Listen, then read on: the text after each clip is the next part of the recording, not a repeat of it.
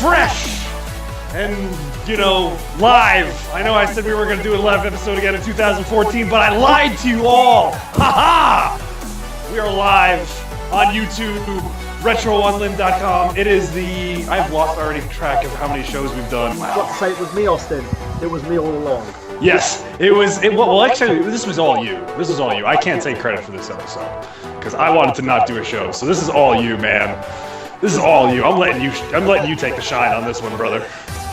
Yes, it's a very, very interesting show that we're going to be putting on today, and reason being is we've got a special guest with us today as well. A gentleman has been known by many monikers in Ring of Honor. He's one of the guys who put the company on the map, and has also had someone who's a very storied career in professional wrestling, and that still hasn't slowed down as he still works in this industry to date.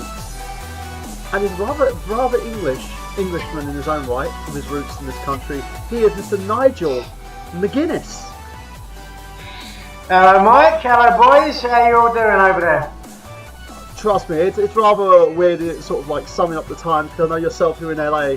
I'm here over in merry old London, England, with the little sprogs asleep. Everyone's just being the amazing mouth of the South as he is. Well, your mouth of New York, as I say. You're the mouth of New York. Exactly, you're your equal version of kind of a little bit Paul Heyman, sure. A little bit Jim Cornette. Just the fact is, when you get tempered, everything's flying. So, yes. How today's show is going to work, guys, is a bit different in comparison to the way that we usually do it. We usually give you a little bit of news. We usually then go into this week's topics in professional wrestling, because we've known it's kind of been slow as it's because Christmas week, etc. Unless you're checking out all the indies, of course. But this week we're going to go straight into our conversation here with Nigel and get your questions out there as well. All you have to do is go to youtube.com/unlimradio or facebook.com/ that's the best way to get a hold of ourselves and basically put your questions out there to Nigel. So put it on my Facebook page as well, and everyone else's, because I've got going to do that wrestling at fans this point in time. So that's going to be out there. It's currently on my Facebook page as well, guys. Facebook.com/Michael Burhan. I am going to and just discuss pro wrestling with Nigel. Talk to him about his experiences. He's somebody here who's got such a wealth of wrestling experience. Chance up it because you never know when it's going to actually come out. So let's start from the beginnings, Nigel. How did you get into pro wrestling? Geez, that's a long story. Christ, I was a fan back, obviously. I just never got over the dream, really. I went to university, got a degree in chemistry, and wrote off to every pro wrestling school in America. At the time, there was no pro wrestling schools as such in England. This was 94, 95. I was looking into it. And Les Thatcher at the HWA in Cincinnati wrote back me, and a long storied journey before I was sort of established as a pro wrestler, but that was how I started. So, in terms of like starting out there, how did you? Because I know a lot of people here in the UK, United States, because of the internet, know you a lot to companies like TNA, and if people have actually watched Last of the McGuinness or have followed you in that retrospect, they've known that you did have kind of a developmental contract as well with the WWE, which was rescinded due to their, I would say their wellness policy, but there was a kind of in a sense, you were an enigma in the system because the disagreement between their doctor and my doctor. That's essentially what it came down to. Their doctor said I needed surgery, my doctor said I didn't, and there's one. But that's the funny thing, because it has currently come to light as well from CM Punk that he felt that he's had disagreements with their doctors before as well, with the situation where you've got a young man who basically has stated that he could have died just because of a misdiagnosis from their doctors. Do you think that was the case in your situation, that you had that they were kind of misdiagnosing it, or do you think that they were just trying to look after things on their side? I think they were, really, you have to understand their position as well. They probably get a nice paycheck to make sure that everybody WWE hires doesn't get injured very soon, because I think in the past they had hired certain guys that had pre-existing injuries that then injured themselves.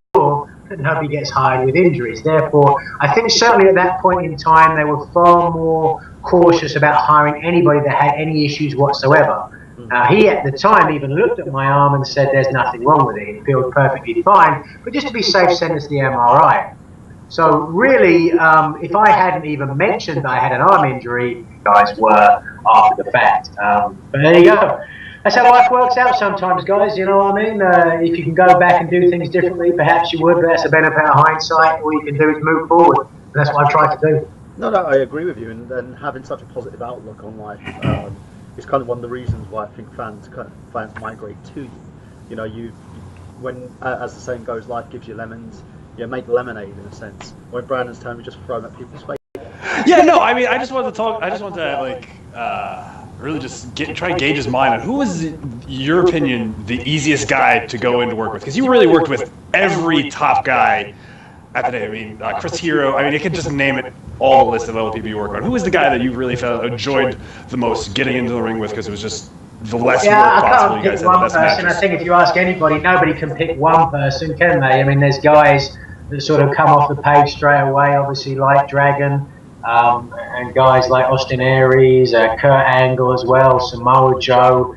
I mean, to me, I think they always brought in those matches. They were high up on the card, on big shows. So for me, I didn't necessarily enjoy it as maybe a smaller show where I didn't feel quite so much pressure. And really, you know, if I think about the ones I enjoyed, that was the most of it, where there wasn't so much pressure on me. But like you said, I was very blessed to be in the ring with a lot of great talents, you know. At the same time, there are a lot of guys that I never got a chance to be in the ring with, guys like Fit Finlay or Edge or Christian, who I truly believe, you know, are some of the best of my generation as well.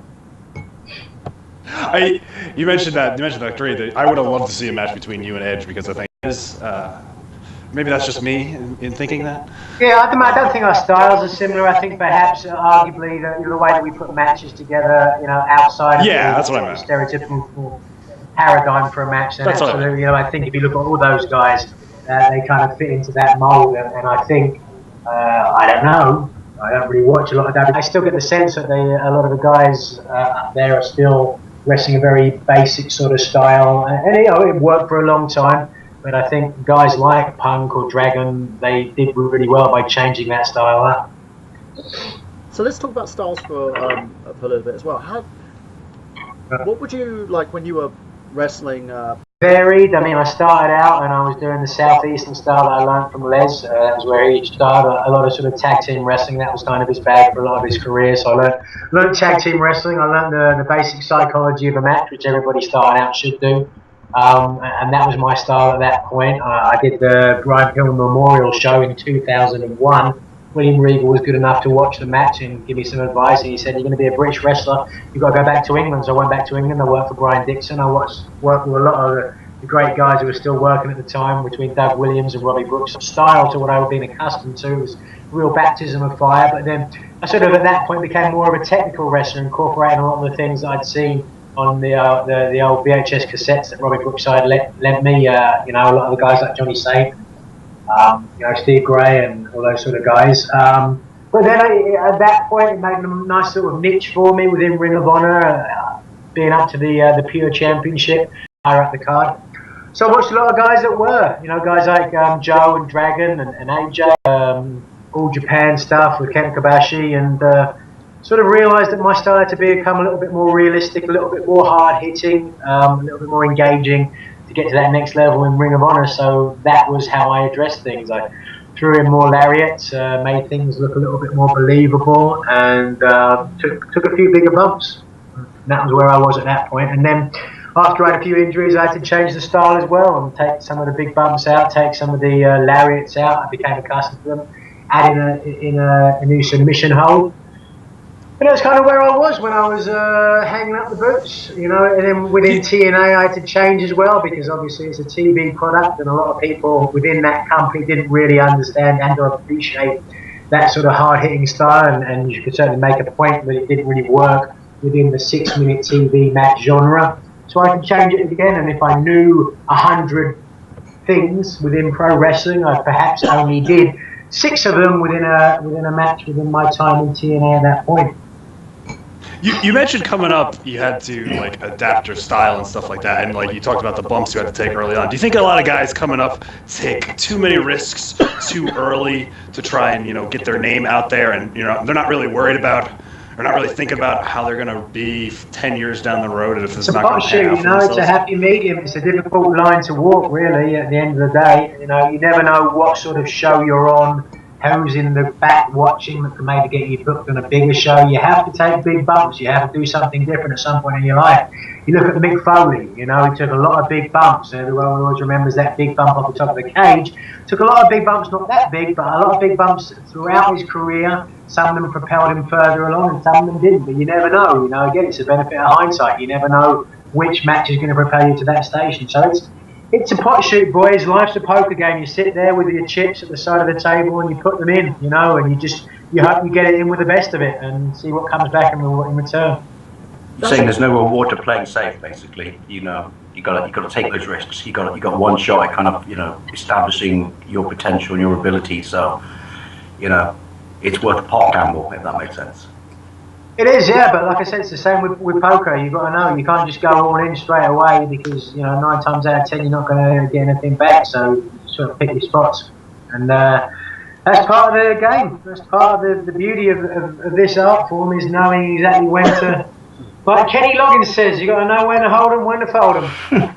When to walk away and when to run. Yes, indeed.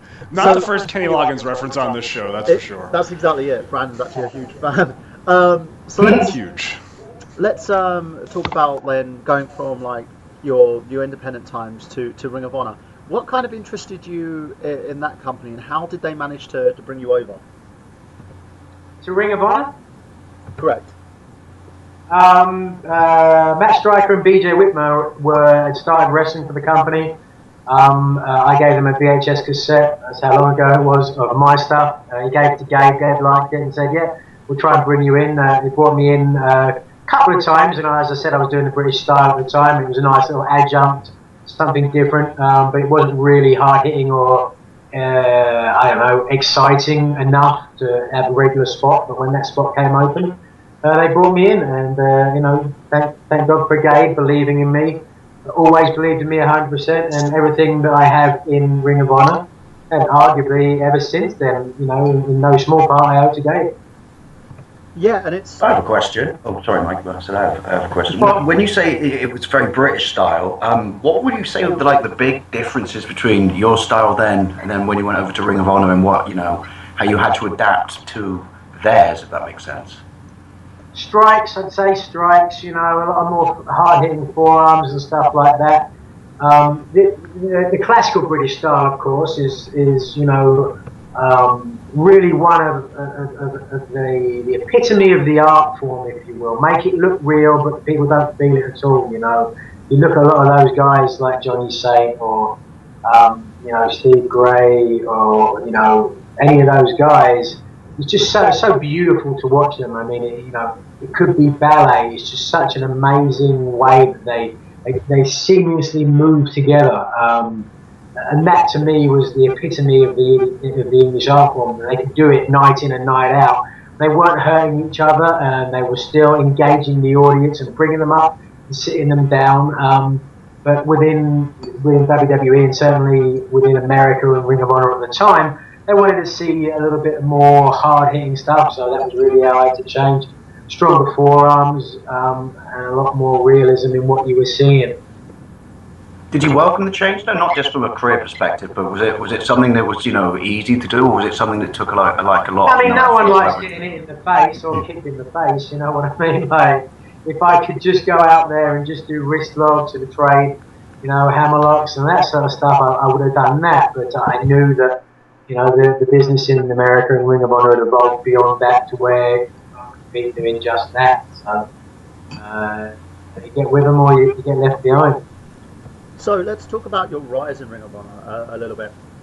How did that kind of occur? Because you said they waited to kind of have a spot on the roster for you, but you gained a lot of attention. Because I remember when I first caught wind of you, it was the same time that I caught wind of Bryan Danielson, aka Daniel Bryan in WWE, AJ Styles. You were kind of pegged in the same group as these guys, who basically was seen as kind of like the guys who were the top dog in Ring of Honor, you know, because it was kind of like the de facto number 3 promotion behind the WWE and also TNA, who had more of a worldwide distribution deal going on in terms of their products. Right.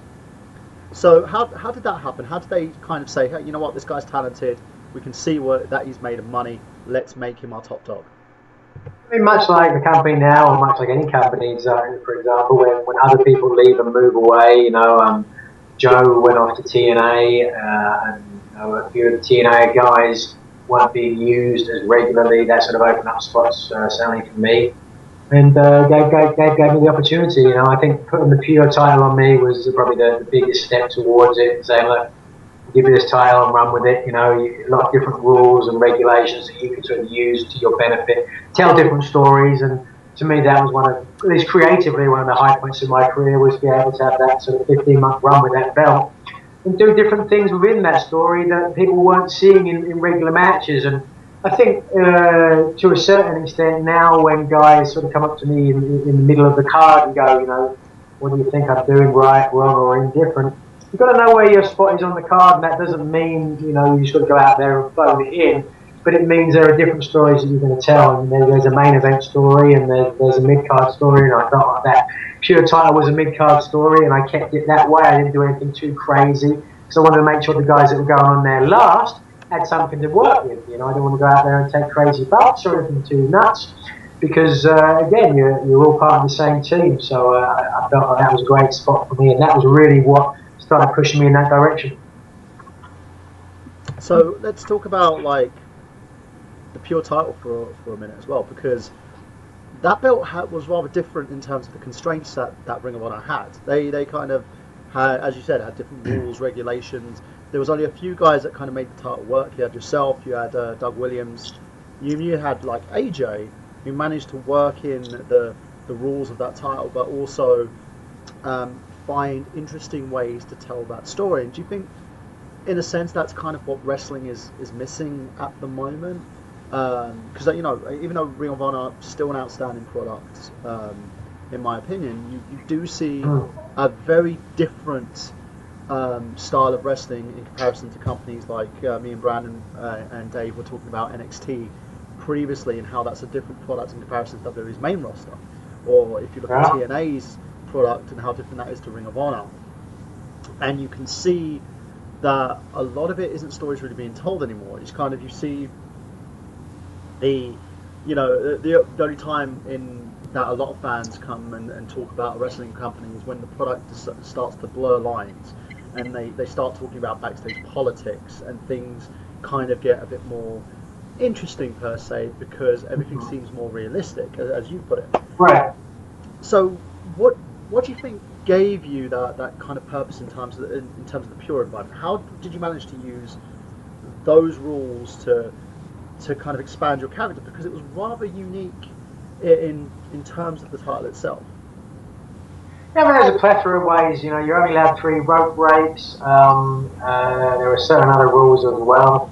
You just put them in there, you know. I mean, the beauty of that's why it's important that a referee, you know, isn't sort of belittled and plays an important part of the role, because if you don't have rules, and rules aren't enforced, then you can't bend and or break them, and therefore, you know, with any scripted universe or any performance art, you know, there has to be rules, there has to be things, you know, you can't. And again, you know, it's a cliche perhaps to use the term jumping the shark. If you're familiar with that about the Happy Days, there was an episode of the Happy Days. The ratings were starting to go down, and so they decided to make an episode where Fonzie rode his motorbike over a swimming pool full of sharks. And it was so absurd, it didn't work within the rules of that universe. Now, I mean, perhaps there's another TV show where that would have worked, I don't know, but they didn't know their audience, they didn't know their universe. If you don't have the rules, then you can't establish how to change the rules. In the world, there are rules, whether it's social paradigms, from what's acceptable to say in terms of politics or religion, what's acceptable to push on social media. If those things aren't in place, you can't have conflicts against them. So putting those rules in with Pure title enabled me to do that in a microcosm of the real world, and arguably certainly in a mainstream level, then that is certainly a direction that pro wrestling can go if we reinstill those rules, whatever they happens to be. And that's my new project, LA Fights.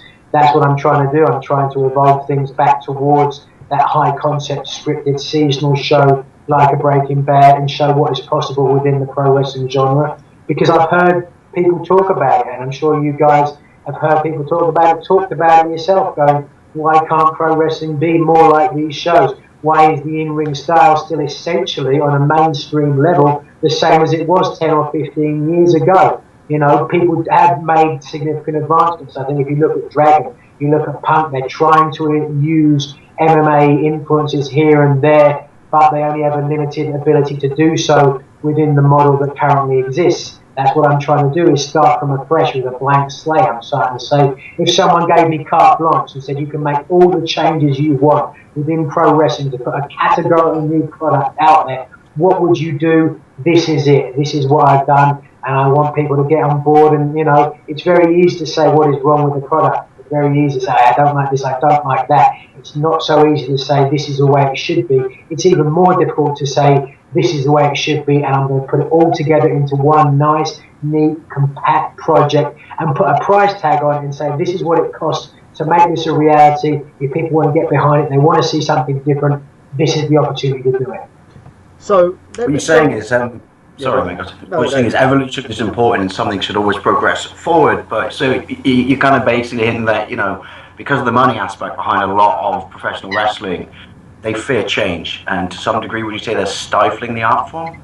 Because to some extent, it is competition. Everyone always points to Vince McMahon winning and buying out WCW, and essentially the end of any mainstream competition, to arguably the reason behind why we are where we are now, where WWE is making millions of dollars every year. WWE is still selling out arenas. They have revenue streams in place where it doesn't look like that's ever going to change. Now, if you're a hardcore fan, perhaps you're an adult, then, maybe their product doesn't appeal to you right now, but they have their demographic and they're not going to change it. And you could certainly make an argument that if any of you guys were sitting in Vince's position or Triple H's position, making millions of dollars, and you still, you didn't have any competition, why would you change? Why would you risk alienating your current audience and perhaps losing some of that audience and losing some of that money? They don't necessarily need to do that.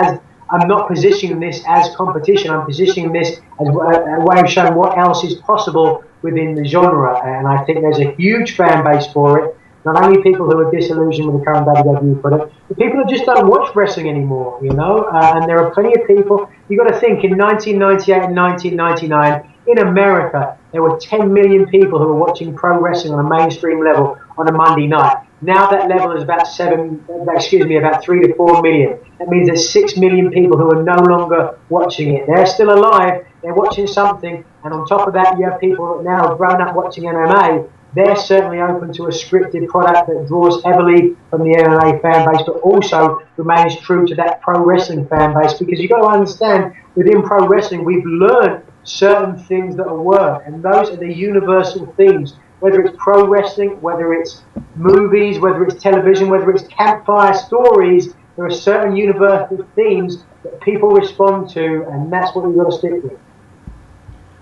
Yeah, so going on to that, because I know, like, we've had the last couple of weeks with CM Punk signing with UFC, where all that's come out in terms of WWE and their environment, because he talks a lot, very vividly on Colt Cabana's podcast, The Art of Wrestling, about this, about the fact where he felt that no matter how far he tried to push, they kept pushing him back, and he went back into that kind of situation where it was at this, it was basically on the same platform as he was previously. They gave him all these promises, and no, we'll do this for you, we'll do that for you, and then suddenly, Triple H comes out of retirement, beats the guy, no rhyme or reason behind it. Then his kind of career starts going downhill. Oh, we're going to turn you heel because we're going to have you as the heel champion versus The Rock. He starts losing merchandise sales, and he wasn't doing it in kind of a sense to be bitter about it. Maybe he was a little bit bitter, but he was more bitter about the fact that he felt the company was capable of something. It was capable of changing the way that it Absolutely. worked. And the Attitude Era, Sure. a lot of people who didn't know, was the company moving forward into a different direction. And so they are capable of doing it. And I think a lot of fans who get annoyed with the current product aren't sitting there going, we want the Attitude Era back. They're more of, we want something different in comparison to the old Vincent McMahon has goody good guy. You're still watching, that's the reality. If you're still watching and you're still buying the product, no one's going to change, you know what I mean? It's the only option that you have in a capitalist world is to tune out, and I think you should certainly applaud CM Punk for saying, you know what, this isn't a company that I want to work for anymore, and stepping away, because that is how you express your voice. You say, I don't want to represent this anymore, and then move into a different genre. He could have sat at home and just sort of, played video games and watched hockey for the rest of his life, but he wanted to do something else and move into a different genre. So again, I applaud him for getting into MMA. See how that works out, we'll see. But he's certainly trying to do something positive and proactive, and I think everybody who is a fan is certainly capable of that as well. And I guarantee you that if everybody stopped watching WWE would change things almost overnight. They're inherently concerned about ratings, about the bottom line, as any company will, and therefore, as long as people are still watching, then they're going to carry on the way they are. And arguably, it's very difficult for them to change that because they still need 52 weeks of TV a year. What I'm trying to suggest isn't possible within 52 weeks a year. You can't rank 52 weeks a year of Breaking Bad or any of those sort of high concept shows, it's just not possible. Now, they can still make changes, and as Punk says, he probably had a lot of great ideas for how those changes were, and they probably didn't come off.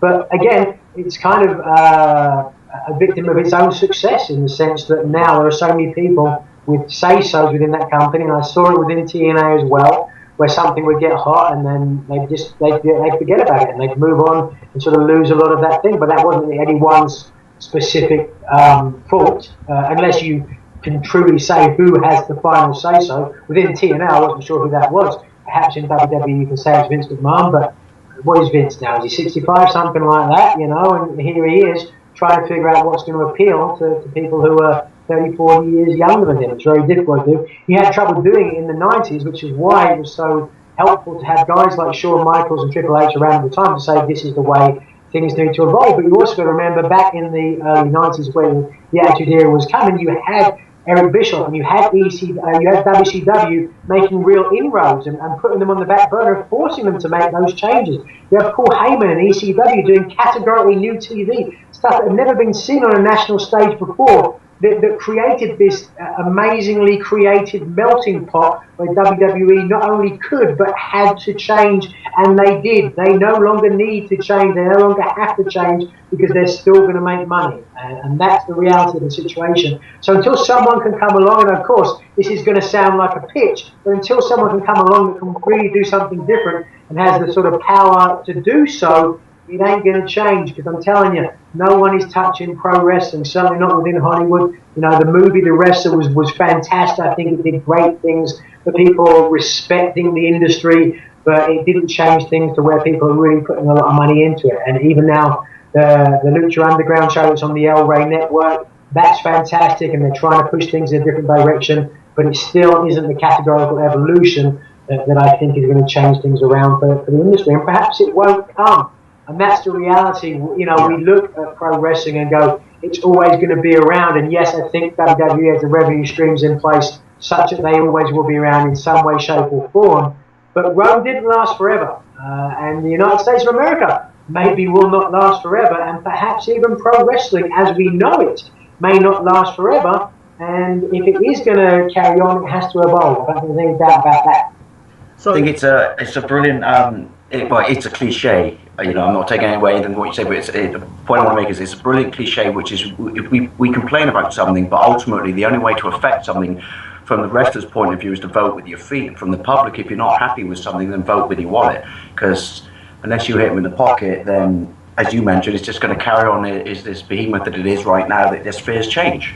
But that's the thing. Right, 100%. And it's not about necessarily just not supporting products you don't like. It's about actually supporting products that you do like. If you look at Cabana, take a look at Cabana. I mean, Cabana was a guy that always obviously wanted to get to WWE. He went there, and in my opinion, they dropped the ball with him. They didn't give him the opportunity. I think WWE, have done a lot of things which are fantastic, and they've made a lot of great superstars. But at the same time, I think they've missed out on a lot of great superstars. And I think anybody that knows the industry would say that Colt Cabana is one of those guys. And he could have, again, gone home and just been, pouty-faced about it. But he reinvented himself. He did the podcast. He created a brand now, which is arguably, I mean, look at the numbers he did with that podcast with Punk. I mean, that is mainstream level. And he was able to do that because he believed himself, because he dusted himself off and he recreated his brand, but also because people believed in him, because people listen to his podcast and they take what he says, and not necessarily as gospel, but they support him by buying T-shirts or whatever else. And that's his pitch, of course, whenever he goes to show, but it's 100% real. That is the power that you have as a member of the buying public. You have the ability to support things that you believe in, and we're constantly told by these sort of big multinational corporations to believe this or to support this. We still have the power, and more so than ever in this world of social media, where we can get together on Facebook, on Twitter, various other platforms, and really make something really make something successful because we believe in it. No, that's exactly it. And the biggest thing I think is, as you put it, wrestling, in terms of the way that it's kind of changed, and we've got social media now, people can pick and choose who they want to side with. If you've got a favorite wrestler out there, you follow them on the independents, you can still support them. The way that the WWE machine worked before, it was, we'll give you this support net, we'll market your T-shirts, we'll give you branding, we'll do this, we'll do that for you. You've just got to basically make sure that you work for us and only us, and you do whatever we tell you, and you work in the gimmicks that we package you for them. And there are wrestlers out there who can work within the means of the WWE environment, like guys like Damien Mizdow, for instance, who, in my opinion, shines like a bright star no matter what they do with him. Cody Rhodes. But I agree with you about Cabana, because I remember when they debuted him as a jobber. He was just there. There was no Scotty Goldman. Yeah, no rhyme or reason. I remember Joey Styles, who was a big Cabana fan, gave him a platform on WWE.com before they released him, and it was hilarious. Yeah. And they just didn't follow through with it. And the problem is, and looking at pro wrestling and being someone also like yourself, Nigel, who's like in the entertainment industry, has gone from an acting and pro wrestling background to an acting background, I can see the way that they tell stories and how a lot of that is utilised in film and television. But I think Vince, being a fan of the kind of the entertainment media, he's trying to integrate pro wrestling more in entertainment. WWE films, getting his guys on television, getting his guys doing guest spots and shows, which it's great in a sense, but in the end it takes away from what the product is about. And as you put out there, there's no true alternative. If you've listened to what Jim Cornette talks about with Dixie's product, and that's one thing I do want to get into with you about that a little bit as well, because for those of you out there who haven't seen it, my advice is to download or grab a copy of The Last Mcguinnes, or I believe at one point it was free for a certain time frame. Last weekend I put it on YouTube because I've got this Kickstarter project now for LA Fights, and I wanted to show people what Kickstarter created in the past. I wanted to show that if you back a small independent artist that really believes with himself, has the ability and determination to see it through, this is what you got. I mean, and I got overwhelmingly positive reviews from people who saw it. So it was online. I've taken it off now, obviously. You can go to nigelwrestling.com and there's an instant streaming download there, or you can also buy the DVD, or just ask people who've seen it, and they'll tell you about it. I mean, that's the reality of it. Yeah, and it's a big thing talk about that, because I was one of the backers on that project, and in my opinion it told a very passionate story about someone who wanted to, in kind of in Vince's words, grab that brass ring, but was never given that opportunity because there was a lot of things that kind of sidelined you in a sense. And in terms from wrestling perspective as well, there are a lot of things that are kind of in the way, because the product itself is kind of hindering itself in that retrospect, because it makes you have all these guys who want to be kind of, oh look, when this guy finishes wrestling, he can go into Hollywood, or he could do this. And because they're trying to branch themselves out into so many different mediums, it kind of forgets about the product, which is what they make their bread and butter on previously, which was a wrestling company. And again, I think that's what takes away from what they are. But in terms of like the acting perspective, it is about branding. Each individual is a brand. No matter what you do, no matter what you put out there, it's all effectively a part of your brand. And what people tend to forget is, because we're in a kind of a social media age, there are ways to kind of contribute to make that brand grow. Everything and every person is like kind of like a business in that retrospect. And we will sit down and talk very vividly and also very constructively about your upcoming promotion that you've got on Kickstarter, because I want to talk about this in a sense and lead into this, because I see it as rather unique, and in terms of a wrestling fan's perspective, I'm very, very curious as to as to where this goes.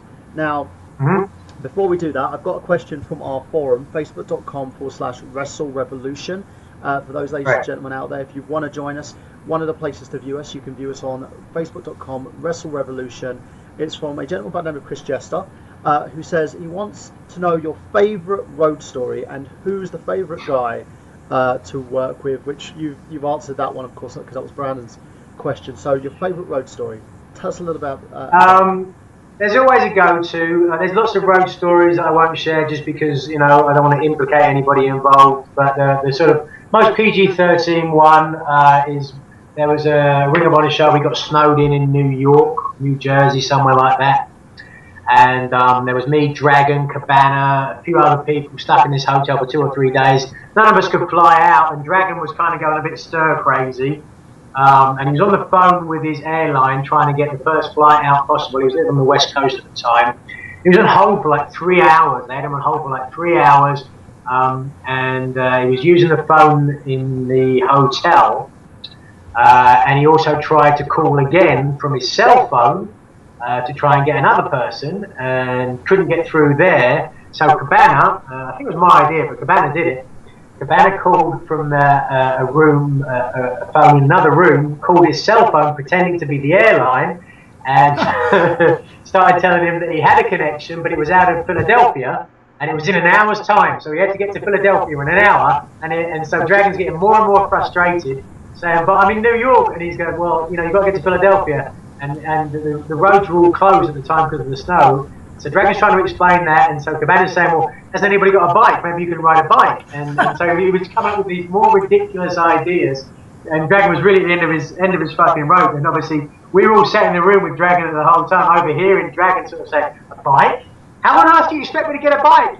We've been snowed in New York all the time. So it went on for a while. It was a good time, and I think that's one of the times that I really enjoyed.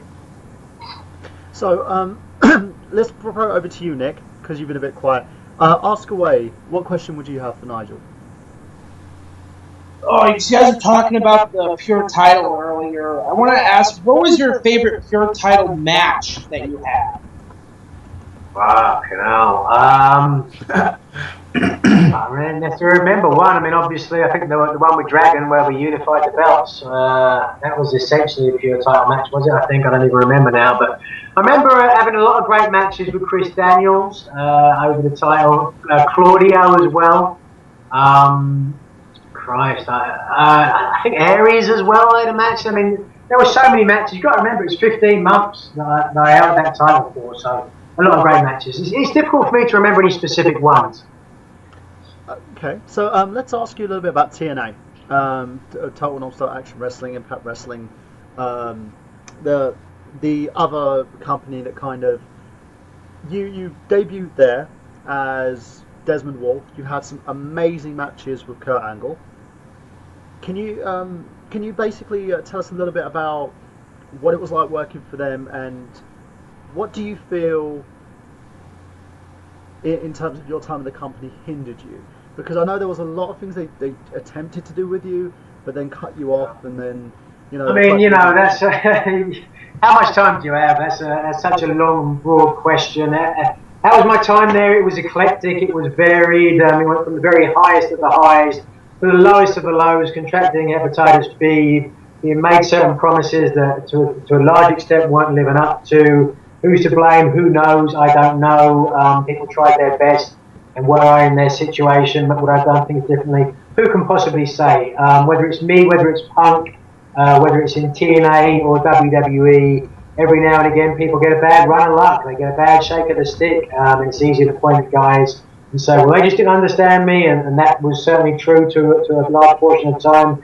They can say perhaps I could have done things differently, and that was their mistake, and that is true as well. But again, it's such a broad question that, to go into it in this forum would take all night. I will always be thankful for the run I had with Kurt Angle. If it wasn't for Vince booking that and Dixie having the faith for me as well, never had that opportunity, obviously, with Kurt having those matches. Then things changed, obviously, when Hogan came in. He had his version of what pro wrestling was going to be. And you can't blame him for that. He went with the pat hand. He went with what had worked in the past, bringing out a lot of names that people already knew. Did it work? The result is well and truly in. It did not work. It didn't make any difference. They tried a lot of different things. They decided to call it Impact Wrestling. They decided to change the shape of the ring.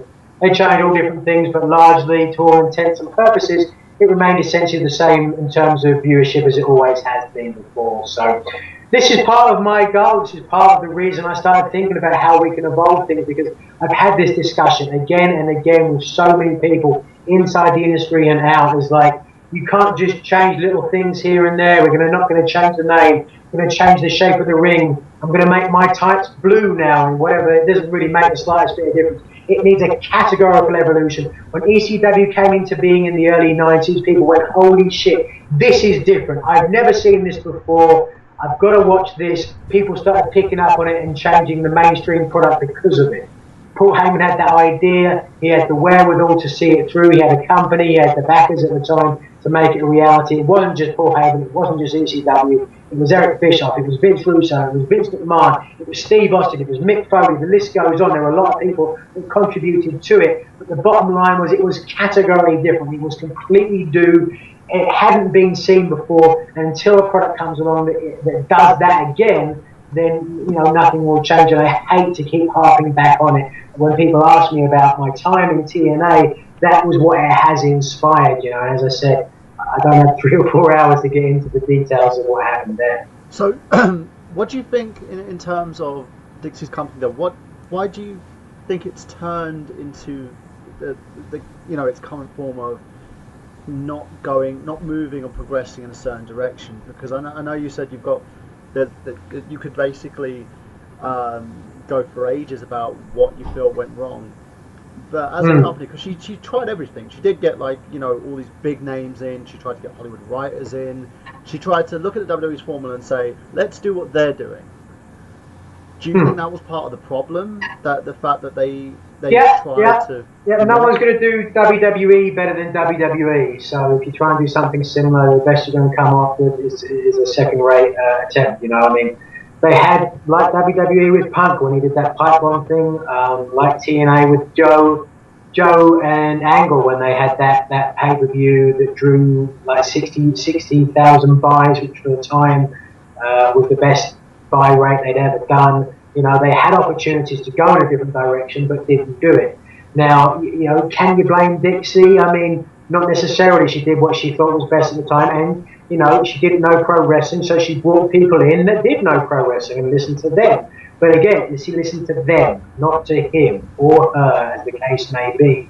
And I'm a great believer in the whole adage that too many cooks spoil the broth. We've seen it with WWE, where even though there was a lot of input in the late 90s, Vince still had the final say. So he said yay or no to everything at that point.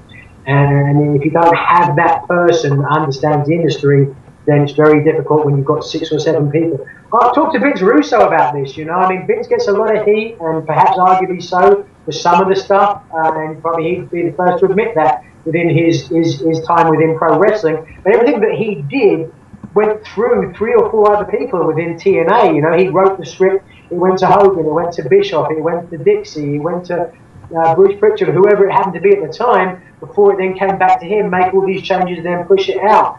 arguably we're seeing the same thing within movies now, to where you have to appeal to all these different demographics and thereby never appealing wholeheartedly to any specific one. If you look at Louis C.K. and his TV show, Cabana was telling me the other day, I think apparently he got 250 grand to make each episode, with the caveat that it was going to be his show. He wouldn't have to be answerable to anybody. Now, you can look at that show and say you didn't like this or that about it, but the bottom line was it was different. It was revolutionary, or it was, a show that you don't see anywhere else, because he had final say-so. And so to me, where I am in Dixie's position, I just said, okay, who's my best bet? Who am I going with? I'm going to go with Vince Russo, fair enough. You put Vince Russo in that position, you say, Vince, this is your idea. This is your baby. You're not answerable to anybody. You do it. And you give him 6 months. And if in 6 months things haven't turned around, then you say, thanks, Vince, I appreciate your time. You're out. And who do we go with now? And that's the way business should work, in my opinion. Yeah. The same thing with Hogan. You can't knock her for bringing in Hogan, arguably the most recognisable name in the history of professional wrestling. Yeah. You bring him in, you say, all right, then, here we are. Let's see what you can do. You've got a company, you've got a lot of young guys, you've got all this money. Do what you want with it, and we'll see where we go. In 6 months' time, if things have turned around, here's your guy. Stick with him. If they haven't, then get rid of him and bring someone else in. And I think that's the problem, is that you never suddenly gave somebody the ball to run with. And arguably, because of the hierarchy of pro wrestling, the way that it's set up now, there are so many people behind the scenes who are making money to have to justify their job. It's always going to be the way now, because otherwise, if you can run a show and you don't need all the agents and you don't need all the writers, then they're going to be out of a job. So they have, they absolutely have to say their piece, and they absolutely have to say something which is against what other people have said. Otherwise, their input is almost invaluable. If everybody sits there and just says yes, yes, yes, yes, yes, then why have them on board? It's a very difficult position to be in. I wouldn't like to be Dixie. I wouldn't like to be Vince McMahon. And that's why I tried to start from ground zero with a product which doesn't involve all those other people. So, in terms, I actually got asked a question. Sorry, mate, I actually got asked a question to ask him from someone I work with on my Facebook, a guy called Alan, and he said, "Sorry, mate, this may sound like a really stock cliche question, but what's your favourite feud or rivalry that you had the most fun working within, and why?"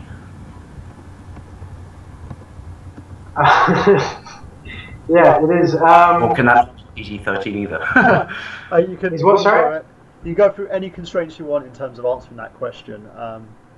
But yeah, that's kind of a very interesting one, to say the least. I mean, I obviously enjoyed my feud with Dragon, and it gave me the chance to raise my name and stake within Ring of Honor at the time. I obviously enjoyed a lot of injuries because of it, but I think creatively we had the longevity to really, do a lot of things within that feud. Cabana was a great feud as well. I was able to take what we both learned about the sort of old British style and use that as well. So let's ask you a little question about Cabana in a sense. Why do you feel, in terms of his progression in professional wrestling, why he wasn't utilised by the main companies the way he should have been? People didn't get him, I don't think, necessarily. I mean, and to a certain extent, I think that's still, at least within a lot of people higher up in the industry, a guy like Joe. I mean, I remember when me and Joe were working a program there at Ring of Honor, and I'd go to WWE and I'd do tryouts, and I'd hear a lot of people behind the scenes go, "Who's Samoa Joe? He's just that fat guy, isn't he? Like, kicks you really hard." And they didn't get it, you know what I mean? Like Joe is perhaps, in my mind, one of the few people that just is such a superstar from how he carries himself, that he doesn't even need to do anything in the ring. Before he even gets in the ring, this guy means business. I mean, he's a guy, and you can look back in the history of pro wrestling, whether it was a guy like Wahoo McDaniel or any of those guys, they were larger than life. And Joe or Cabana, and Cabana for a different reason, people are just drawn to him. He's entertaining. He's the commensurate professional wrestler. He can have a great match with anybody, people just are entertained by him. They called it sports entertainment, and Cabana can do it. He can work with anybody. He can have a great match with anybody. and people always enjoy watching them wrestle. But people, I think, certainly within WWE, have that notion of wrestlers have to look a certain way, they have to work a certain style, and if people don't do it, it's very easy to find fault in that again, because a lot of guys' jobs behind the scenes isn't to find the next big thing, it's to find why this person isn't going to be the next big thing. Because I promise you this, if you put all your eggs in with this one guy, and you say, this guy's fantastic, and all of a sudden Vince says, you know what, I hate this guy, you're out of a job. So all you can do is try and wait for the guy that Vince loves and try and jump on that bandwagon as and when it happens until Vince changes his mind. And that's the reality, that's how things work. And it's not Vince, it's not necessarily even WWE, perhaps it's not even pro wrestling. Perhaps it's any business where there's someone higher up that has all the power. You've got to try and play that political game. So, Brandon, have you got a question to ask? I think he's probably winding down for a second. No, I have my questions. Because my questions are kind of silly. I was going to ask two very kayfabe questions. I'll save them towards the very end. I was going to say, how did your tryout for Chelsea go? How did my what for Chelsea go? How did the tryout for Chelsea go, and what's Jose Mourinho really like? I still can't hear you. You said how did your tryout for Chelsea go? Because there was a kayfabe storyline in TNA. Okay. How did the tryout for Chelsea go? Talk about Chelsea as in my ring ballet, like I had a tryout. I wish I had a tryout for her. I do my best, I tell you what. She's phenomenal, still phenomenal. But no, it was tough. I didn't have the skills I had when I was sort of, most valuable player in the under 11s. Some teams, so I just couldn't compete with the rest of the team. I can understand. So there was Is this where your heel character came from? That sort of time in your life where, because what was it you once described him as? Punk rock soccer hooligan, Billy Idol meets Johnny Saint. Yeah, I came up with that sort of pre-WWE and pre-Ring of Honor even, really, I remember talking to Robbie Brookside and Joe Legend when I first started working for Brian Dixon over there in England, and sort of getting big picture advice. And Robbie Brookside gave me so much great advice about being a pro wrestler, and I always was under the notion that if you're a babyface, you've got to go out there and you've got to sort of like be angry, and I'm going to kick this heel's ass. He says, there's nothing wrong about going out there with a smile on your face and shaking the guy's hand and having a nice contest, you know what I mean? We forget about that can exist, and one of the things that he and Joe Legend both said to me was, think of how Nigel Mcguinnes would act buying a cheeseburger at McDonald's, or what would he do if somebody spilled a coffee on him by accident, when he was having a coffee at Starbucks? What if it was an old lady? How would he treat her? And again, really, that's just part of acting, is knowing your character. And I think a lot of us as pro wrestlers know how we act within the ring, but we don't know how we act outside of the ring, and therefore we come across perhaps as sort of like cliches of characters rather than the real genuine characters. And again, that speaks about why a guy like Samoa Joe is just so fantastic, because he really is himself inside and outside of the ring. Same as CM Punk. Nice. So, Nick, you got a question? I've been trying to think of them all day. Crap, I'm hearing a lot of great stuff behind the scenes, all that. Because I remember when you debuted TNA, that whole feud with Kurt Angle. Who came up with that just to have you come in? You basically came in, introduced yourself, and then you just blast the guy from behind. Vince. Who came up with that? It was all Vince Russo. Every bit of it. Yeah. I mean, here's the thing, and Vince gets a lot of heat, as I said, and a lot of people don't know how much of the stuff that's attributed to Vince Russo really came from Vince Russo, as opposed to coming from other people. I'll give you one example, and again, this is all hearsay. It's all what I've heard from people. So take everything I say with a grain of salt. May be true, may not be true.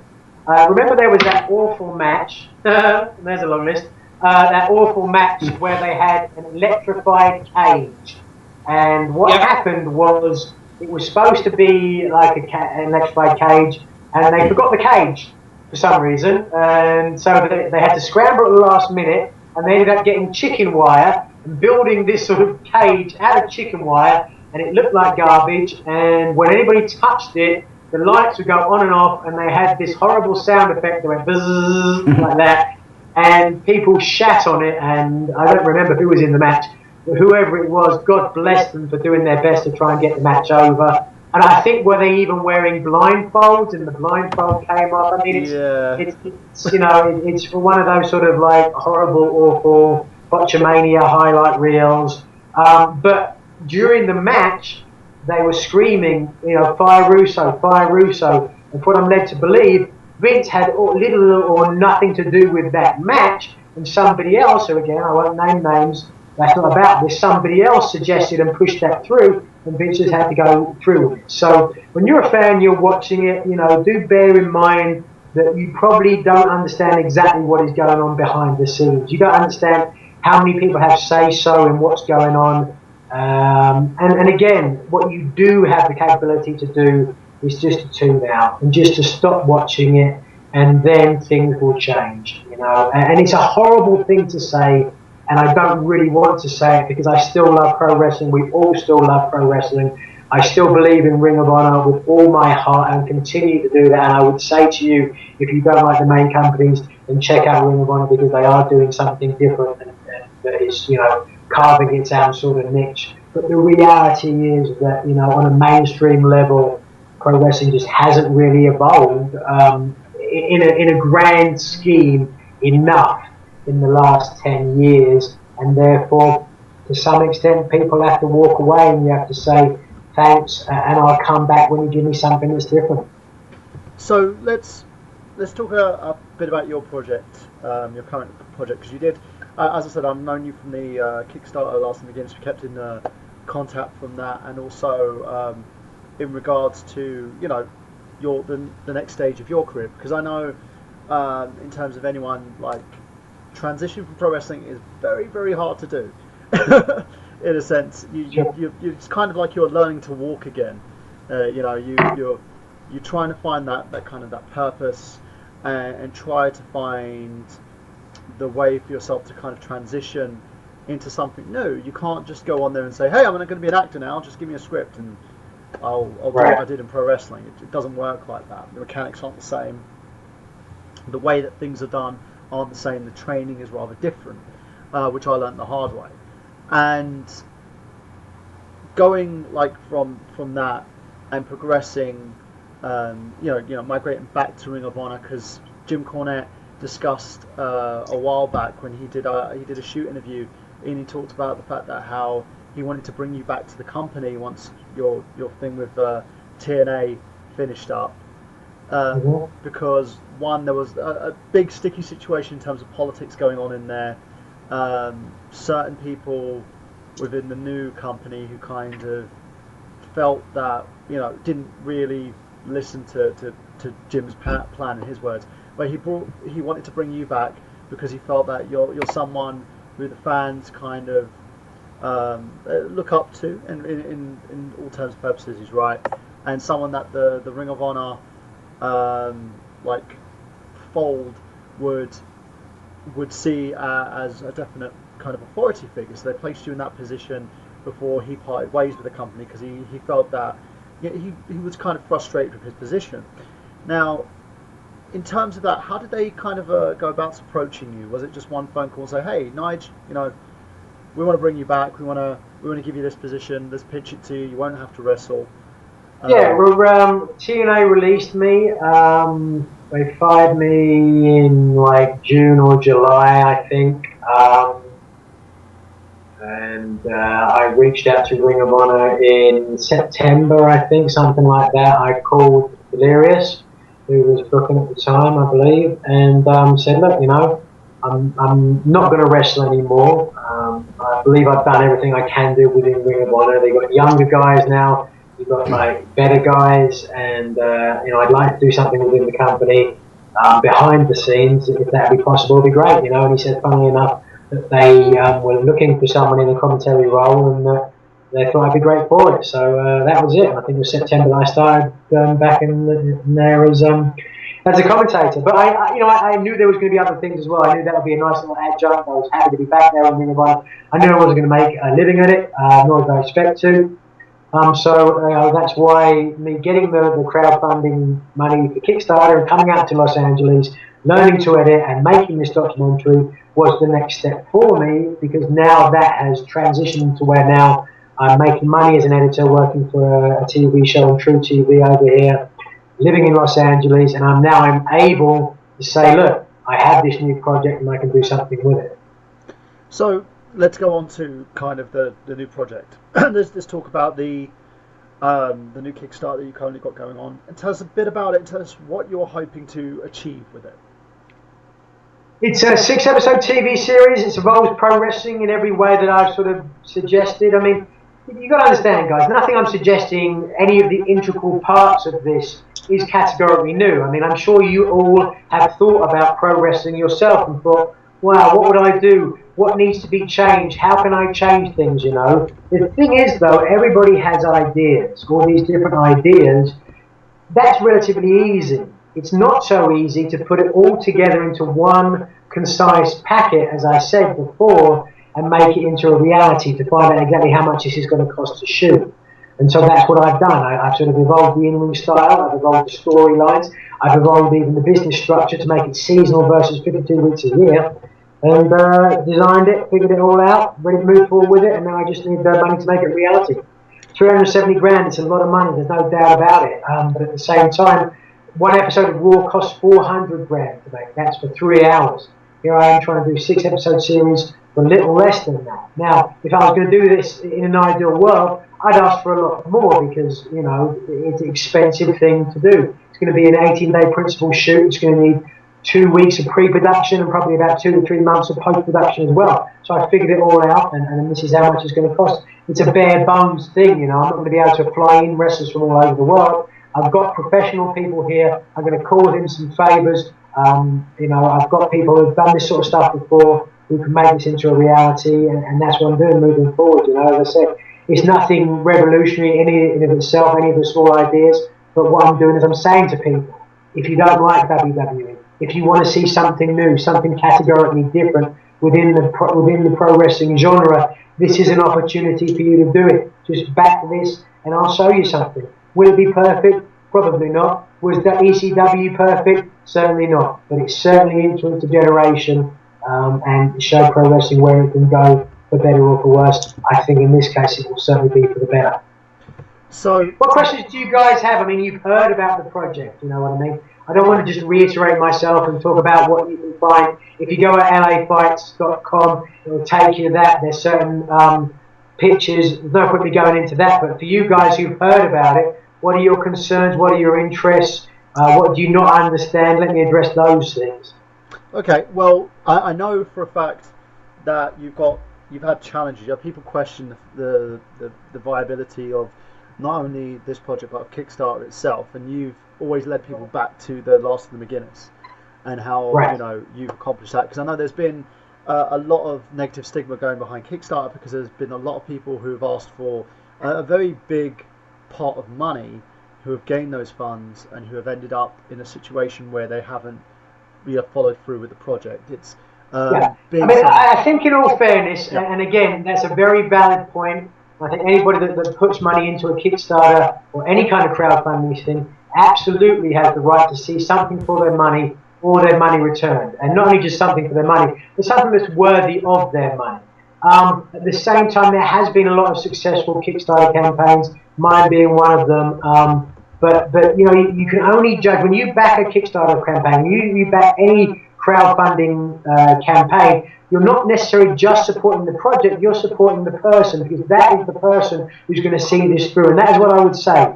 I would say that look at what I've done in the past. Look at what I was capable of with the documentary. And if you believe that I can do the same thing with this new genre, this new idea, then back me with this as well. You know, I appreciate everybody that talked about it. I've had people that have donated $1, and I really appreciate they went to the effort to even do that. You know, it really does mean the world to me that people believe in me. You know, at the same time, we're going to need some big backers. We're going to need some people that really believe in it and put a lot of money behind this to get to the goal that we're looking for by the end of January. So there you So- go, guys. Make sure that you push in and you donate. In the end, doesn't matter how small, just keep sharing, keep following through, because if you want someone that is proven time and time that they're viable in terms of this platform, I can guarantee it myself. When I backed The Last of the McGuinnes, I got to view The Last of the McGuinnes myself, and I also got my signed autograph that was part of my pledge. And it's one of those things where I think a lot of people kind of forget, due to the negative stigma that's followed through with Kickstarter. Not everybody is like that, and if you just go back into his previous Kickstarters, if you go back to see what Nigel has done, you will see that he's someone that takes his project seriously. He's done the math. He hasn't over budgeted. He hasn't done something where it's going to end up turning into something else. It literally is what it says on the tin. So go to, is it lafights.com? Am I correct? Yeah, lafights.com will take you to the page. But I'm on Twitter at McGuinnes Nigel. I'm all over social media. Push it like a prostitute, because that's what you have to do. In today's world of social media, it's crazy. And perhaps you could say that maybe my documentary was far more digestible. I think so, because I had all the footage, so I could edit together the trailers and really sort of put out these emotional, stirring pieces, so people could really see what it was.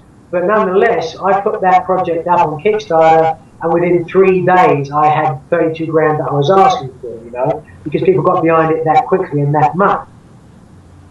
So yeah, no, and I agree, and it's one of those things where. Whereas now, it's only really 3 or 4 years later, there are people still coming to me now saying that they don't know what I'm doing and they haven't heard about my project, and they follow me on Twitter, and I tweet about it every single day. So there's just so much noise out there now. I have to keep pushing, and everybody that believes in me has to keep pushing too. Yeah, and it's funny you say that you got to prostitute yourself and go out there on social media. So do you mind if I prostitute myself really badly for a minute? Grown everyone, I'll give you 50 quid, not just because I believe in you, if everyone else shuts up and you just say, "Welcome to Lawn Boys Post 1975. I'm Nigel Mcguinnes, sexy biscuits." Right, let me write that down. Go on. No, just say I'm Nigel Mcguinnes, sexy biscuits. It's a catchphrase. I get people. I'm going to give you 50 quid. That's more. Yeah, 50 Yeah, pounds. I know your maths. Yeah, look at that. That's 65 to 70 bucks, I think. Yeah, that's pretty good there, guys. And ladies and gents, if you want to donate now. Make sure that you do for that. We want to get this project funded before the January goal date as well. As someone who's basically going into the same situation as you are, trying to get a project funded, the funny thing about the internet is it's so vast. There's so many ways people can get their businesses started up and get projects funded, and people are the amount of noise and the level of people jumping in and trying, as you've said, jump the shark in a sense of trying to get as many of these projects thrown out there and not follow through, leaves people in kind of with their skepticism. But I guarantee you guys, this isn't one of them. As being someone who's backed this project before, as being someone who's benefited from this, make sure that you do. I'm going to be donating as well, as Dave and everybody here. I've got another question for you from basically our wrestling forum. Just checking to see what else they're saying here. In terms of your stance on the wrestling business and the fact that it's been very, very open in a sense, because a lot of people have complained that the reason why the business isn't perceived the way that it should be is because we've kind of broken down the walls of kayfabe. Do you agree with that, or do you disagree? I couldn't disagree anymore. Look at what Vince McMahon did when he called it sports entertainment, when he said what we're doing isn't real. It was one of the biggest popularity booms in the history of pro wrestling. I believe that what we do as professional wrestlers, at least at the highest version of the art form, is one of the most difficult performance art pieces that is out there. And if people understood that, if people understood how difficult it is there to go out in front of 1,500 people and try to do 25 minutes. I mean, if you talk to an actor, you talk to a stuntman and go, you know what, you're going to do something different every night. You're going to change it up, and half of what you're going to do is going to be ad-libbed, and you're going to have to hope that somebody's on the same page as you. And you're going to have to try and convey this as real the whole time. I mean, I can go on and on and on and on. But the more people know about how difficult this is, the more they will respect it. I mean, I honestly believe it. Pro wrestling isn't about convincing people that it is real. Pro wrestling is about allowing people to suspend their disbelief. And it's the same in any other form of acting. We don't think that Robert De Niro is really a gangster. But when we watch his movie, he convinces us that he is. You don't need to really believe that what you're seeing in the ring is an actual contest. But if we do it well enough, you suspend your disbelief and you will be entertained by it. I mean, I think that, kayfabe died a long time ago. The rabbit is out of the hat. The cat is out of the bag. We're not putting it back, and we never will do. And arguably, we never should do. It worked for a while. And that was a big part of it, a big portion of it. But it's changed. It's gone the way of the dodo. And, that's not the way it'll go. You're not going to tell anybody this is real anymore. You're insulting people's intelligence if you do. That's one of the things that I've always found as well. When, looking from an actor's perspective, because, as I've stated, I had to be retrained. When people look at, some people say to me, acting, it's just lying. I'm like, you're not lying to anyone. You're telling truths. You're basically telling truths about your character. You're telling truths about who you are, and you're telling truths about the person that you're playing. So you're playing it convincingly. It's in certain pro wrestling is you're telling stories, but you're telling them convincingly. You're saying what's going on in the match. You're basically doing kind of the after effects. People know who you are. People follow you. And if there's an integrated fan base, for instance, you've got the Bullet Club, who sell amazingly in terms of their T-shirt sales over here and over in the United States. And a lot of that is because people interact and follow them. They know the members. They know who these people are. And it's not necessarily a part of what, used to be. I remember back in the days before I started training, when wrestling was just, you couldn't say certain things. You couldn't do certain things. There was a certain way you were supposed to act in front of people and a certain character that you were supposed to play. And if the heel and the face were, found talking to each other, it would have been a big no-no for management. People would have been punished. Right. And nowadays it's different because, no matter what, heel or face, there's a persona that you play in the ring and there's a person that you are outside of it. Right. There's a whole nuance and differences to it. So I mean, there's a certain portion of it, and I've always said this, it's like if you go to a movie, you go to watch Robert De Niro in a movie, and you see him in the theatre beforehand, hanging out and talking to the guy that he supposedly wants to kill in the movie, it's going to ruin the movie for you. You know what I mean? Because it's right there. And by the same token, if you have a big match and it's very aggressive, and then as soon as you get to the back, you sort of shake hands and you go and sit in front of the crowd, sharing the popcorn with each other, it will take people out of the moment. I get that and I understand that. But in the grand scheme of things outside of the arena, then I don't think it makes any difference. Well, there's one question I wanted to get your opinion on in terms of something that CM Punk said, where he feels that his lovely wife was wrestling for the WWE. I know she's on hiatus at the moment, but he had a problem with every time she would come out and wrestle a match, the fans would be chanting his name. Right. He said that he found the issue because she was wrestling. She was the person doing. Working her hardest, working her butt off to maintain a good match and maintain chemistry. And what they were doing was basically taking them out of the moment on purpose. Do you feel that fans doing that and kind of doing so these anti establishment type things ruins the overall product, or do you think it's they're fans, they bought a ticket, they can do whatever they like? To a certain extent, it's kind of like with stand-up comedy. Everyone can buy a ticket to watch a stand-up comic, but certainly within a small room, if there's only 50 people, someone says, "Well, I bought a ticket. I'm able to scream and shout at the comic." Even if it ruins the show, then some people will feel validated in that. So obviously, I don't agree with that. there's a fine line. There's a fine line, and if you want to ruin it for everybody else, then I disagree with it. But at the same time, as I said, if you present something that is engaging enough and really draws people into it enough, and they care about it enough, then I really believe they won't shout out stuff like that. There's always going to be exceptions to the rule. There always will be people that want to be the show themselves, and they'll try and do that. And I think certainly within that case in point, Punk is such a huge name within the industry, and it's such a lightning rod for controversy, that it's going to be very difficult that anybody who is associated with him is not going to at least, be associated with him in terms of what people scream and shout. I see his point. I think it's certainly valid, and it's going to be very difficult for her. But I've been in similar sort of situations. Obviously, I was never married to Punk, but I've been in similar situations where I've been out there trying to wrestle a match. People have just decided to change and flip the switch and change the script. And you know what I do at that point? I say, great, let them do it, I mean, it's a cliched, and I don't think a good one, where a lot of people, I've heard people say, if you're in a match and people go, boring, boring, then you sit down, you put them in a headlock, and you just let them chant boring for the rest of your life.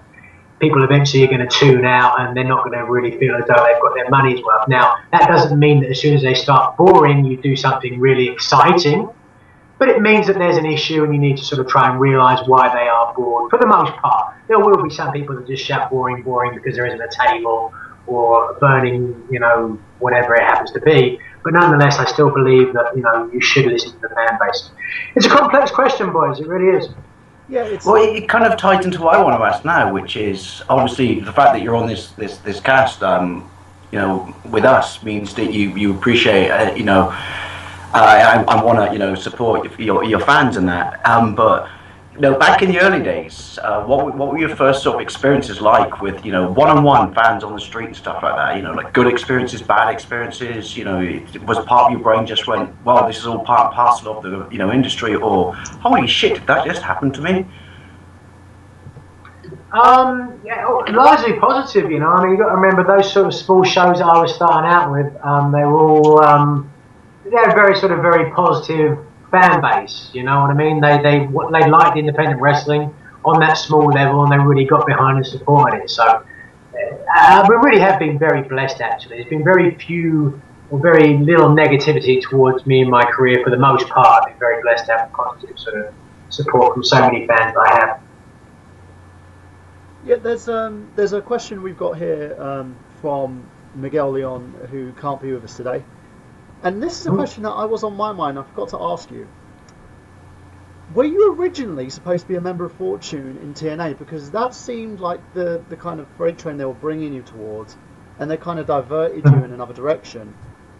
Yeah, I was a member of Fortune for a very brief period of time. I wouldn't call it a freight train, though, unless it was a freight train steering off of a cliff, because, again, it was just... what was it? It was the Four Horsemen, .8. Again, just regurgitating what worked in the past and somehow hoping it would work again. But this time, instead of the Four Horsemen being these really cool guys that got all the women and won all the matches and held all the titles, we sort of lost all the time straight away and argued amongst ourselves. So there you go. I was quite glad to not be. Sorry, as much as I really valued being associated with guys like AJ and Ric Flair, the way that it was positioned within the company, I didn't think helped out anybody that was involved. So, yeah, because they didn't really have that kind of... Because 1 minute they were supposed to be this major heel group, then they had this, what was it called, the Hogan Bischoff thing, the They're Here thing going on, and they tried positioning them as baby faces, and that didn't work because that kind of steered that into a different direction. Then I don't think they knew from minute to minute what they wanted to do with it. And as you said, it's positioning. Like the Four Horsemen were these group of guys who were amazingly talented. They were in that position. They were there to protect the world champion, but they were also champions in their own right. You had Arn Anderson. You had what was it, Tully Blanchard at the... Yeah, Tully was in it, but I mean, they were guys that were kind of established beforehand. And I think I remember hearing Tully talk about how they weren't putting the Four Horsemen to get themselves over. They just became four horsemen, almost like the Clique within WWE back in the day. Yes. You know, and a lot of these things become successful because they are organic. You can't just create this thing. It's not like lighting in a bottle. If anybody could do it, then they'd have a job in wrestling for life. And arguably, that's why there are so many people that not only have success, but like, you know, monstrous failures on their resume that still got employed for a number of years after the fact. Yeah, that's another thing that kind of irked me, because I remember there was that whole 2K15, what was it, 2K14 controversy where they had that 2K summit with the WWE.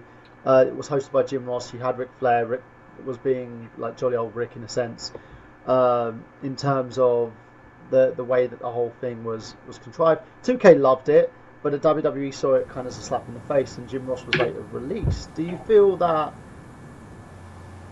situation, firstly on your task, did you see it, or did you hear about it in any? I mean, I caught clips of it on social media. I didn't really understand exactly what happened behind the scenes. Again, I don't really pay that much attention to WWE right now. All I hear about it is what people talk about it, you know, saying they hate this or they hate that or they hate that. But I don't watch the product myself because it just doesn't really appeal to me. And for someone that wanted to be there and didn't get there, it's kind of still a little distressing, even though I'm very happy in my life. So, but in terms of that example in of itself, I don't think it's smart to release, without a doubt, you know, one of the most talented announcers in the history of the industry.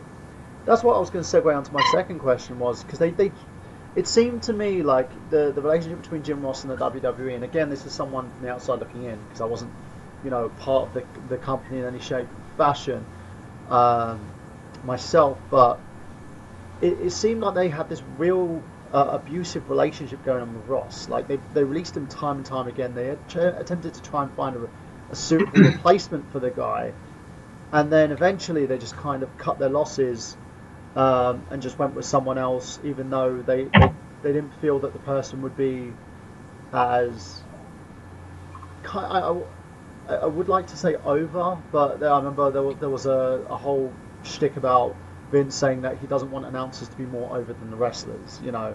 Right. But I think in my mind, what Ross got right was he was a very apt, you know, storyteller. He knew exactly what to say and when to say it. He knew when to bite his tongue and when to allow the wrestlers to tell the match. And you know, I think the only other person, in my opinion, who had that in the same some sort of that kind of diverse skill set was someone like Joey Styles. With Ross, do you think that in terms of him, he says that he's happy, you know, he's fine with the way that things went in WWE. But do you feel that was just one of those things where the WWE couldn't like hit lightning in the bottle twice, so they just cut their losses with it and just went, you know what, forget it? Again, it's the same story, guys. You know, it's just exactly the same story. Any of the negativity is a result of too many cooks spoil the broth, and you know, you could look at Jim Ross and say that, you know, much like Colt Cabana, he was a guy that they never really got, and he was there long enough and had a big impact in enough matches to where they just couldn't deny it. I mean, you have to be insane to deny that, and Cabana never got that chance. But with Jim Ross, he was just that damn good that you just couldn't, you know, get behind it. You know, it's just, I don't know, sometimes they sort of cut their nose off to spite their face. I don't know, boys, but, you know, really, I just don't bother myself with it. I don't bother myself with it. My life's too short. I have far more important things to do with my time than worry about what they're doing wrong, which is why I sort of try to create something so I believe to be right. Okay. Now, let's go for the last bit of questions. So, Brandon, shoot. Any more questions from your side? So, I do. I have a very last, very incredibly silly question. Actually, I do have one serious question. Actually, I do. I thought of it.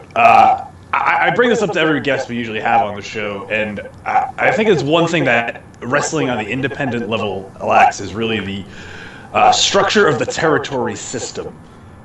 Do you think that that's like something promoters should really be looking towards, working together to try and to share the talent that's out there instead of just trying to compete over getting people for the same dates?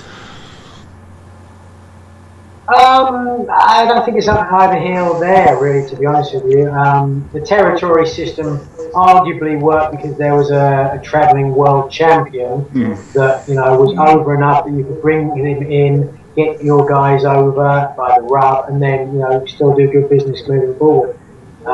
There is no universal world champion that all the territories would agree with. I mean, to a certain extent, the Ring of Honor world champion from when Joe was the champion, you could bring Joe in, and even now you can still bring in the champion.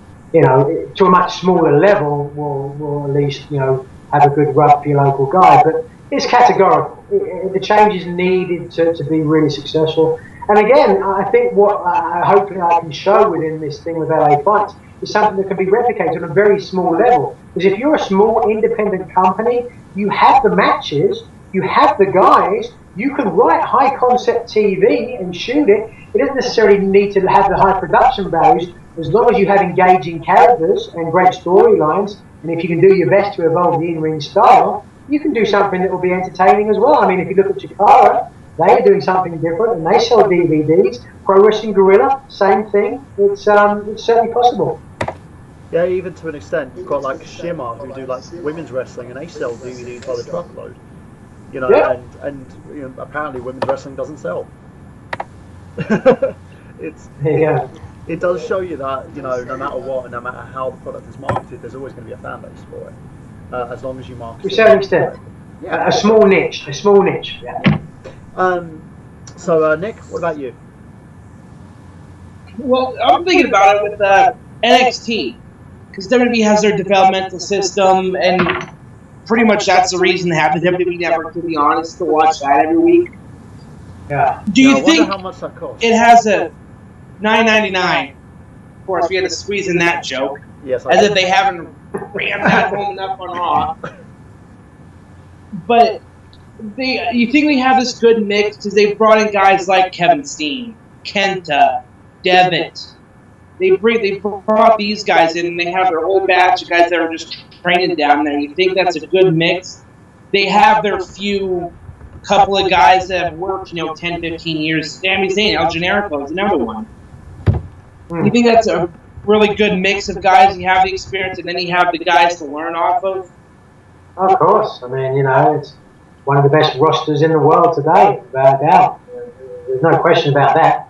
The question is, what does WWE do with them? Do they bring them up? Do they give them the leeway to be themselves, or do they sort of inhibit them as other people have been inhibited in the past? I don't know. That's an interesting question, and we'll see what pans out. They've got some of the very best wrestlers in the world, a lot of them, and we'll see what happens in the future. They could be part of a very exciting evolution within the industry, but we will see. We will see. Until they're in the position of power to make those changes, the jury is still out. Yeah, that's another thing that, kind of one of my last questions of, do you think Triple H will be in that position eventually to take over WWE? Because you've seen the way that he's booked NXT, and I've had this conversation with a few friends of mine who work for IPW, and they were saying to me that he gets a lot of heat from a lot of people in the industry. I think unjustly so, because I think he's got a good mind, despite if you like him or if you hate him, or if you're concerns in terms of his personal life, or if he married into the company or whatever. He is someone with a great mind, and he's somebody who can be swayed. We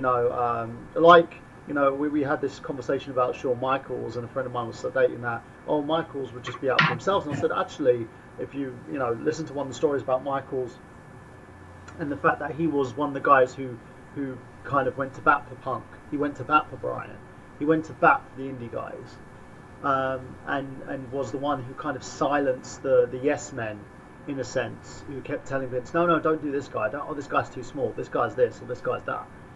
But, Michaels was one of those guys who went to bat for them, and Triple H, in a sense, I feel that even if he's got an opinion against someone, his opinion can change rather quickly, as long as he can, if there's something you can put in front of him, if there's a tape, or if there's literally someone who can go to bat for a certain wrestler, like for instance Kevin Owens, aka Kevin Steen. he wasn't a fan of his to begin with, and then now he's on the NXT roster because he saw what the guy could do. He saw what he was capable of. He saw exactly what him and sort of like Sami Zayn, aka El Generico, could do in Ring of Honor, and is replicating that in NXT. And I think that's very, very smart. So in terms of the question, do you think if he'll be the guy that eventually takes over, and B, do you feel that he gets a lot of negative flack because people don't understand that he is a guy with a wrestling mind? He's a student of the game. I'd be pretty safe bet that he's going to take over eventually when that day comes. Who knows when that will be, how much longer Vince will be in charge. But in terms of he gets a lot of flack, I'm sure. But, a lot of that stuff that you sort of said, I mean, play devil's advocate, you're not really sure exactly what happened behind the scenes because you weren't there, and all you hear is what people report on dirt sheets and stuff like that. And I've seen time and time again that a lot of the stuff that is reported isn't necessarily the truth. So I don't know. It's all conjecture, really. I'm sure he gets heat because he married into the company, but so would anybody who was in that position. I think he's a great wrestler. I think he does have a great mind for the business within his version of the business, and I think he's certainly open to new young guys bringing in new ideas because he's hired those guys and he's a big fan of those guys.